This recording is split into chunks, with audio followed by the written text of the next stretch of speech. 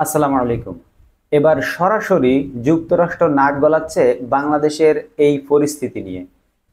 বাংলাদেশ পরিস্থিতিতে যুক্তরাষ্ট্রকে আন্তর্জাতিক উদ্যোগ নেওয়ার আহ্বান জানিয়েছে দেশটির ১৯ আইন প্রণেতা। বাংলাদেশ কোটা সংস্কার আন্দোলন ঘিরে চলমান পরিস্থিতি নিয়ে মার্কিন যুক্তরাষ্ট্রের পররাষ্ট্রমন্ত্রী অ্যান্টনি ব্লিংকেনের কাছে চিঠি পাঠিয়েছেন দেশটির ১৯ আইন প্রণেতা, অর্থাৎ আমেরিকার ১৯ জন বিখ্যাত আইন প্রণেতা যারা সে দেশেরই পররাষ্ট্রমন্ত্রী, আমেরিকার পররাষ্ট্রমন্ত্রীর কাছে চিঠি পাঠিয়েছেন বাংলাদেশের যে পরিস্থিতি সেই পরিস্থিতি নিয়ে আন্তর্জাতিক উদ্যোগ নেওয়ার জন্য, বাংলাদেশের পরিস্থিতিকে শান্ত করার জন্য এবং বাংলাদেশের গণতন্ত্রকে পুনঃস্থাপিত করার জন্য। এখন তো আসলে গণতন্ত্র নাই, আপনারা সকলেই জানেন। শুক্রবার লিখিত চিঠিতে তারা বাংলাদেশে গণতন্ত্রের আরো অবনতি রোধ করার জন্য আন্তর্জাতিক সম্প্রদায়ের সঙ্গে মিলে যুক্তরাষ্ট্রকে উদ্যোগ নেওয়ার আহ্বান জানান। অর্থাৎ বাংলাদেশে যে গণতন্ত্র এখন একদমই নিম্ন পর্যায়ে আছে সেটাকে রোধ করার জন্য, বাংলাদেশের গণতন্ত্র পুনরুদ্ধারের জন্য মূল কথা আন্তর্জাতিক সম্প্রদায়কে যুক্তরাষ্ট্রের উদ্যোগে আহ্বান জানিয়েছেন। চিঠিতে বর্তমান সরকারের বিরুদ্ধে একাধিক অভিযোগও করেছেন সেই ১৯ জন আইন প্রণেতা। মার্কিন Democrat senator Edward J Markey, প্রতিনিধি জিম ম্যাকগভার্ন ও বিল কিটিং এই চিঠির উদ্যোক্তা। এতে মার্কিন পার্লামেন্ট, কংগ্রেসের উভয় কক্ষের আরো কয়েকজন আইন প্রণেতা স্বাক্ষর করেছেন।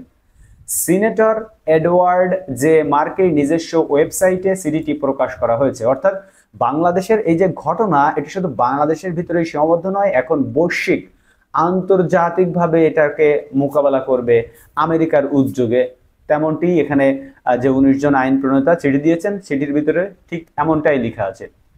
সিনেটর মার্কির ওয়েবসাইটে বলা হয়েছে, সিনেটর এডওয়ার্ড জে মার্কি এবং প্রতিনিধি জিম ম্যাকগভার্ন ও বিল কিটিং তাদের সহকর্মীদের সঙ্গে নিয়ে আজ শুক্রবার একটি দ্বিদলীয় চিঠিতে পররাষ্ট্রমন্ত্রী অ্যান্টনি ব্লিংকেনকে বাংলাদেশের গণতন্ত্র ও আমেরিকায় শুক্রবার, এখনো ওদের ওখানে, হ্যাঁ এখন হচ্ছে শনিবার হয়েছে কিন্তু একটু আগে শুক্রবারই ছিল তখনকার খবর, গণতন্ত্র ও মানবাধিকারের অবনতিশীল অবস্থায় নিয়ে উদ্বেগ প্রকাশ করেছেন। দেশটির প্রধানমন্ত্রী শেখ হাসিনা সরকারের অধীনে বিগত কয়েক সপ্তাহ ধরে বাংলাদেশ ছাত্র আন্দোলনকারী রাষ্ট্র নিরাপত্তা বাহিনীর মধ্যে মারাত্মক সংঘর্ষ হচ্ছে, যা মানবাধিকার লঙ্ঘনের বিষয়টি তুলে ধরেছে।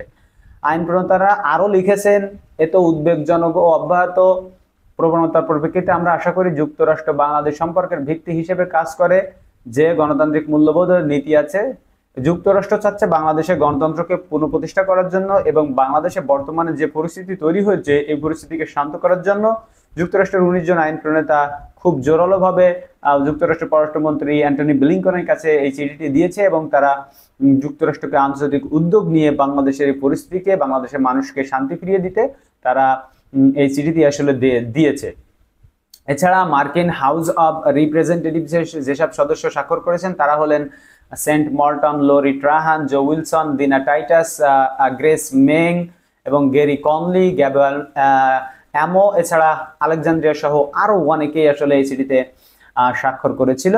তো যুক্তরাষ্ট্র কিন্তু বাংলাদেশকে পর্যবেক্ষণ করছে খুব কঠিনভাবে। আশা করা যায় বাংলাদেশে যে সুবাতাস বইবে এবং সূর্য উদিত হবে এবং বসন্ত আসবে, যেমনটি বলেছেন আমাদের বৈষম্য বিরোধী ছাত্র আন্দোলনের নেতাকর্মীরা। এবং বাংলাদেশের সমস্ত আপামার জনতার চাওয়া যুক্তরাষ্ট্র সহ পৃথিবীর বড় বড় যে দেশগুলো আছে, এবং যুক্তরাষ্ট্র উদ্যোগ নিলে হয়ে যায়।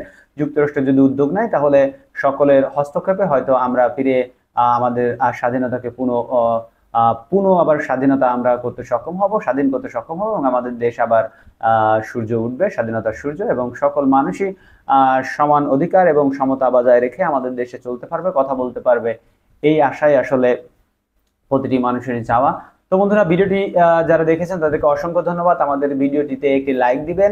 যুক্তরাষ্ট্র সহ পৃথিবীর সকল মানুষের নজর এখন আমাদের দিকে এবং আমরা যে অসহযোগ আন্দোলন ছাত্ররা দিয়েছে সেটিকে সর্বোত্তক পালনের চেষ্টা করব। ধন্যবাদ সবাইকে।